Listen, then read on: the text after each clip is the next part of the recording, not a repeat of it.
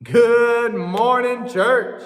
Hey, so glad to be able to even do this opportunity that we get to serve you in this way. Even if you aren't with us in the building, we can still get to give you this message, and that is what it's about, still getting that message out to people. Hey, I get to bring the message. This is week 2 of our Christmas series sermon, and it's just entitled Christmas: Joy, Peace, Love, and Hope. Last week, Lauren, our senior minister, talked about peace.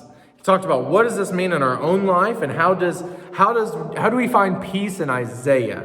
I don't know if you've ever read Isaiah. I did some studying up on it in the past and looking at it here recently, and it's a lot of hills. He's really high. At times, his relationship with God is up there, and then at times he's on the valley. Like, he is down low, and he seems like he's constantly going back and forth. And so last week, like I said, Lauren talked about peace. And what does that look like? How do we get that in our lives? But like I said, Isaiah was a prophet of hope and new beginnings. He often spoke about the birth of Christ that was shared, and Isaiah was a prophet who shared in the compassion.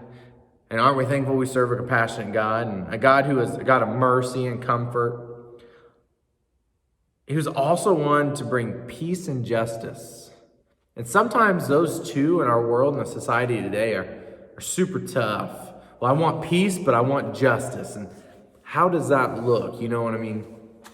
And so today, as we jump in, we're going to be talking about joy. Now, I'm going to start off with it. We're going to be in Isaiah 34 and 35. Now, if you've read Isaiah, chapter 34 is not one that is very, encouraging. Okay? There's two parts of the story today, and the first one is in chapter 34, and it's just tough. I'm not going to lie, it's 17 verses, and it is tough. I'm going to be jumping around a little bit just because I can read all 17 verses, but you'll get the point of it after the first 6. So let me pray. Join me in prayer, and then we're going to jump right into Isaiah 34, and we're going to jump into this message. God, we thank you for this time, this day that we get to come and celebrate who you are, your love for us, your comforting hand. God, as we look at this scripture and we try to understand, we try to navigate through it. God, it's tough. It's tough stuff, but we know that joy comes in the morning. God, we're thankful for that. Be with us and be with our hearts and prepare our hearts to learn and to be led by you. It's in your son's name we pray. Amen. So, like I said, we're going to jump straight into this chapter 34. There's no way to beat around the bush on this topic. There is joy going to be found. But first, there has to be some heartache in this story. So go ahead, Isaiah 34, follow along with me. It says, "Come near, you nations, and listen. Pay attention, you peoples. Let the earth hear and all that is in it, the world, and all that comes out of it." Verse 2, it's going to start. "The Lord is angry with all nations. His wrath is on all their armies. He will totally destroy them. He will give them over to slaughter." So pause it. Right off the bat, we get this simple message. Okay, God's going to win. Man's going to lose. Simple as that, right? These are the kind of movies and these are kind of the books and things you like to know about. Well, I want to know the ending. If you're like me, you don't read books, so you don't read the beginning of the first page and last page. You just don't read them, and then I don't have to worry about it. But when I look at this, and the second verse, we see, he says, "The Lord is angry with all nations."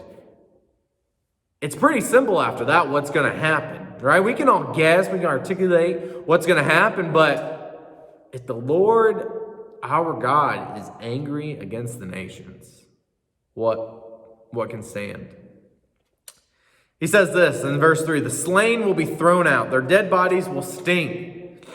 The mountains will be soaked with their blood, and all the stars in the sky will be dissolved. The heavens rolled up like a scroll, and the starry host will fall, like withered leaves from the vine, like shriveled figs from the fig tree. My sword has drunk its fill in the heavens. See, it descends in judgment on Edom. The people I have totally destroyed." Verse 6, The sword of the Lord is bathed in blood. It is covered with fat, the blood of the lambs and goats, fat from the kidneys of rams. For the Lord has sacrificed a Basra and a great slaughter in the land of Edom. I just read some huge verses. This is something that is dark. These people, they have turned their back on God. They have turned their back. They've said, you know what, God, we got this. We might be the chosen people, but we're going to continue to do what we want to do. And God says, basically, this is fine that you do this, but understand that there will be consequences.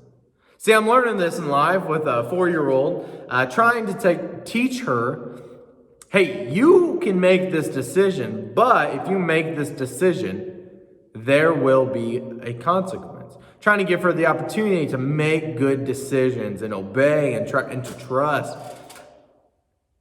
And now that I see that she kind of has this look in her eye towards me like, what would you do when you were this age, right? And it drives me absolutely up the wall. It truly does. But to sit here and realize that these people had a decision a long, long time ago to follow God, and yet they turned their back and they walked away. And then he starts to get angry, and it says, Lord is angry with all the nations. But God, why? No, Lord, you're a loving Lord who doesn't do anything wrong. But we see in verse 8, for the Lord has a day of vengeance, a year of retribution to uphold Zion's cause. And it goes on and on through the chapter. In verse 12, verse 11, the desert owl and screech owl still possess it. The great owl and the raven will nest there. They're talking about this dry, empty place. God will stretch out over Edom, measuring a line of chaos and the thumb line of desolation. Her nobles will have nothing there to be called a kingdom. God's going to wipe you out. You know what I mean? It's like, I'm going to take you out. And this is what he's saying. There'll be nothing there. All the princes will vanish away. Thorns will overrun her citadels. Nettles and brambles her strongholds. She will become a haunt for jackals and a home for owls. Desert creatures will meet there with hyenas. The wild goats will bleat to each other. There the night creatures will also lie down.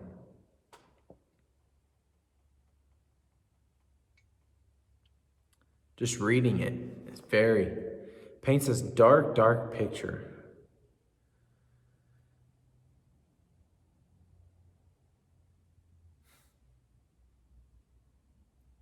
But we see that through all of this, that judgment is coming and judgment is happening and judgment is there at that exact moment. And this whole story is, basically, let me start off with this. The whole destination of Edom, it lies it kind of joins the same people as Sodom and Gomorrah. It's not a good city, and it's destroyed. Edom is drowned in God's wrath with Noah. Edom joins up the destruction. He does it. And we see all of these things, that there is devastation, there is destruction, there is despair, there is time, there is hurt. Each has been written into God's book. And this has a meaning, and this has a purpose, and this is true in our life. And even when we feel like everything can go against us, and there's time, and there's hurt, and we feel isolated, we feel alone, we are still written in God's book, and he has this plan for our life as well. Each of historically smaller devastation will lead up to this final judgment. Now, these two chapters, starting in chapter 34, God's people are hurting. They're faced with judgment unless they really are trusting in God rather than man. And we really must think about our plans, our motivations, and our strategies to see whether we are in a path of this devastating judgment. These people are trying to do everything on their own, and look what it's doing for them. Look where it's getting them as well. But, like I said, there's joy that comes in the morning. Chapter 35. We have been waiting for this moment. We had to get through 34, which is really rough because the land is destroyed. Everything is destroyed. There is despair. There's decisions that people have to make. And it is simply tough. A movie comes to mind, Courageous. It's about these cops who decide to live a life worthy for God as police officers, and most importantly as men of God. And eventually there's this story in it that always reminds me of being faithful and being true. There's this worker who comes to work with one of them, and he's out of work and he's trying to find it, and his boss basically gives him a chance. Hey, we come over here. We really like what you're doing in this position, but the numbers just aren't lining up to our liking. Would you mix some of the numbers up to make it fit us? And he's like, but that's not what actually happened. They're like, well, would you do this for us as the company, as the secretary or treasurer, whatever he was? And he goes home. He has this battle. He has this inner battle of, what do I do this time? And I want to serve God, but I want my job. And I remember his wife telling him, no, you have to do the right thing. You have to do the right thing. We'll be okay. We'll survive. We'll find something. God will provide. God will provide. So he goes back the next day and he tells his bosses, I'm sorry. Can't do it. Basically, there's more obligation, but also it's just not the right thing to do. I can't do it. And they kind of look at each other across the room, and he's standing there petrified, thinking he's about ready to get canned and kicked out and thrown off the property. He goes, and the bosses look at him and say, we've been waiting for someone to give us that answer. And he sat there in his heart, all his guard, everything was let down. He was relieved because at that moment he had a choice to make. And this is the choice that he stood for, and it stood with his morals. There's that time of devastation, despair. But there's a new dawn coming. There's that joy in the morning. He got a new job, the promotion, whatever it was, and he went home excited. His wife was joyous. Because in that moment, he had to make a choice. Who will he serve? And we get this in chapter 35. It's so good. Follow along. It says, the desert and the parched land will be glad. The wilderness will rejoice and blossom like the crocus. It will burst into bloom. It will rejoice greatly and shout for joy. The glory of Lebanon will be given to it. The splendor of Carmel and Sharon. They will see the glory of the Lord and the splendor of our God. Verse 3, strengthen the feeble hands, steady the knees that give away. Say to those with fearful hearts, be strong, do not fear. Your God will come. He will come with a vengeance, with divine retribution. He will come to save you. Then will the eyes of the blind be opened, and the ears of the deaf open, and the lame leap like a deer, and the mute tongue shout for joy. Water will gush forth in the wilderness, and streams in the desert. The burning sand will become a pool and thirsty ground, bubbling springs, and the haunts where jackals once lay. Grass and reeds and papyrus will grow. And a highway will be there, and it will be called the way of holiness. It will be for those who walk on that way. The unclean will not journey on it. They will not go on it. Wicked fools will not go on about it. Verse 9, check this out. No lion will be there, nor any ravenous beast. But only the redeemed will walk here, and those the Lord have rescued will return. They will enter Zion with singing. Everlasting joy will crown their heads. Gladness and joy will overtake them. And the last line. And sorrow and sighing will flee away. So 34, they have all this devastation, they have the despair, they have all of this, and they're broken and they're being slaughtered, and God's showing them, this is what I'm going to do. And then all of a sudden we see a completely flipped script in chapter 35. We see, oh no, there'll be blossom, there'll be streams, your strong hands, your strong backs. Do not fear. The eyes will be open, the deaf The ears will be unstopped. The lame will leap like a deer. The mute tongue will shout for joy. Joy. Water will gush forth in the wilderness. And it gets me to this point where it says in verse 9, no lion will be there.